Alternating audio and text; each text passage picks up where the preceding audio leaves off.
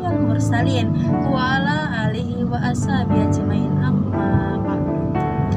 Pada pagi hari ini saya ingin memberikan sebuah motivasi atau kultum yang berjudul istiqomah di akhir zaman. Teman-teman tahu nggak siapa orang atau umat yang paling baik? Umat yang paling baik itu bukan karena tahajudnya ya, dan dia bukan karena haji dan umrohnya, dan bukan karena dia telah membangun masjid atau pesantren. Kuntum ummat khairu ummati, kamu tuh umat paling baik kapan teman-teman? Ta'muruna bil ma'ruf, kamu mengajak kepada yang baik, wa tanhauna 'anil munkar, dan kamu melarang orang berbuat buruk. Dan ketika kamu menasihati teman kita bukan pengen ikut campur urusan dia, kecuali kalau kita ikut campur masalah keluarganya, itu memang tidak boleh teman-teman. Tapi kalau masalah amal soleh memang Allah yang nyuruh, tinggal nasihatinya dengan cara yang baik, yaitu dengan cara bil hikmah wal mau'izatil hasanah. Kalau dibantah, wajadilhum billati hiya ahsan, balas dengan cara yang baik, senyumin aja. Kalau kita nggak nasihati, manusia tuh susah sadar. Jangan tunggu ilham dari langit, karena kalau datang ilham dari langit itu berat, musibah jadinya. Jadi musibah, masalah, depresi, nah makin jauh pada Allah. Makanya mending nasihati teman kita dari sekarang. Kalau ada orang yang berhijab, bercadar, tapi masih berbuat dosa, jangan salahkan hijabnya, jangan salahkan cadarnya. Karena kan hijab itu kan sudah kewajiban, sudah dijelaskan di Al-Quran surah Al-Ahzab ayat 59. Bismillahirrahmanirrahim. Ya ayuhan nabi, wahai nabi, qul li azwajika, katakanlah kepada istri-istrimu, wa banatika, dan anak perempuanmu, wa nisa'il mu'minina, dan wanita mukmin lainnya, yudnina alaihinna min jalabibihinna, dan hendaklah mereka menjulurkan jilbab mereka.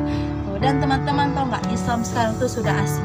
Keluar rumah pakai gamis dibilang ke ibu-ibu, buka aurat dianggap normal, pakai cadar dibilang teroris, so alim, pakai baju ketat dibilang keren. Sebagaimana hadis berikut ini, pada alisamu goriban fasaya udul kamadu di al-goriban fatu balil goroba. Artinya Islam datang dalam keadaan yang asing dan akan kembali pulang dalam keadaan yang asing. Maka sungguh beruntung orang-orang yang asing. Teman-teman, para mujahid fisabilillah, Allah berfirman kepada orang-orang yang baik dosa seperti kita, yang banyak dosa, yang kotor hina dina. Allah bilang, ya ibadi, hambaku, gitu. Lembutnya panggilan Allah kepada kita. Allah tuh nggak manggil wahai manusia, wahai pendosa, wahai orang yang hina. Enggak, Allah bilang wahai orang yang melampaui batas terhadap dirinya. Lembut sekali perkataan Allah, teman-teman. Masya Allah. Udah banyak dosa, Allah masih manggil kita hamba. Bahkan ketika kita melakukan dosa diam-diam, kecuali Allah kemudian cuma satu malaikat yang mencatat. Allah SWT berbisik pada malaikat, ya malaikat, tuh jangan dicatat dulu gitu. Saya yakin ini hambaku nih bakal tobat ini gitu. Nah, ditunggu sama Allah kan gitu. Kita berbuat dosa tuh Allah diam aja. Allah tuh nggak membuka kita kepada siapapun, bahkan kepada malaikat. Tetapi kalau kita sudah tobat, Allah umumkan nama kita di surga. Wahai malaikat, lihat hambaku, dia sudah bertobat. Tuh, saya telah memegang janji bahwa hambaku akan bertobat. 24 jam Allah menunggu kita. Sampai Allah sampai malaikat pun sudah bilang, ya Allah, udah berapa hari dia belum bertobat, ya Allah, tapi catatnya dosa dia. Allah pun berkata, sabar ya malaikat, aku yakin hambaku pasti bertobat. Allah tunggu. Sungguh baik kalau kepada kita, padahal kita satu hari pun pasti tanpa dosa gitu kan. Allah tetap mengampuni kita. Dan teman-teman tahu nggak, kalau kita sudah istiqomah itu, lihat teman kita yang pacaran, hai sayang, aku sayang banget sama kamu, aku kangen banget sama kamu. Terus kita pikir gini, pengen lo punya pacar gitu kan, malam minggu berduaan gitu kan, jalan-jalan berdua gitu. Tapi tau nggak, di sisi itu, situ ada istiqomah kita, ada iman kita, dan kematian kita. Istiqomah pun berkata, hai, kita sudah berjalan sejauh ini loh, masa mau hilangin aku gitu. Dan iman pun berkata, pegang janji kamu ya kawan, hanya aku yang bisa membawamu ke surga nanti. Dan kematian pun berkata, ingat aku ya, aku gak pengen kamu meninggal dalam keadaan su'ul khotimah. Tunggu dahsyat orang yang sudah benar-benar istiqomah teman-teman.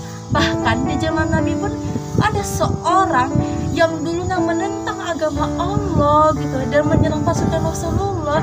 Nah, dan siapa lagi kalau bukan Khalid bin Walid. Dan setelah dia masuk Islam, dia pun diberi gelar oleh Allah yaitu pedang Allah.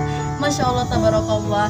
Ini teman-teman, para mujahidah fisabilillah, jika kita ingin berubah menjadi lebih baik, bismillah dan berubahlah. Tak perlu tergesa-gesa, karena semua ada proses, sedikit demi sedikit. Tak apa, yang penting istiqomah. Dan tanda-tanda dosa kita lagi dan pedang Allah nih teman-teman, yaitu kita diberi keletihan, penyakit, kesedihan, kesusahan gitu. Pasti kan kita mikir, ya Allah capek kali, ya Allah, ya Allah, kasih aku penyakit sih gitu. Tapi lebih bantu Allah. Rasulullah bersabda, tidaklah seorang muslim ditimpa keletihan, kesakitan, kesedihan, kesusahan, hingga duri yang menusuk demikian Allah menghapus sebagian dari kesalahan. Jadi teman-teman, kalau kita lagi sakit, lagi kecapean, lagi letih kali, ingat Allah. Ya Allah, ya Allah, selalu berzikir ya teman-teman, karena di balik itu pasti dosa kita lagi diampuni. Masya Allah. Oke, ini teman-teman dapat saya sampaikan. Unzur maqala wala tanzur maqala. Lihatlah apa yang dibilangnya dan jangan lihat siapa yang mengatakannya. Mungkin itu yang dapat saya sampaikan. Wabillahi taufiq wal hidayah. Wassalamualaikum warahmatullahi wabarakatuh. Habibi ya Muhammad, ataita bis salam.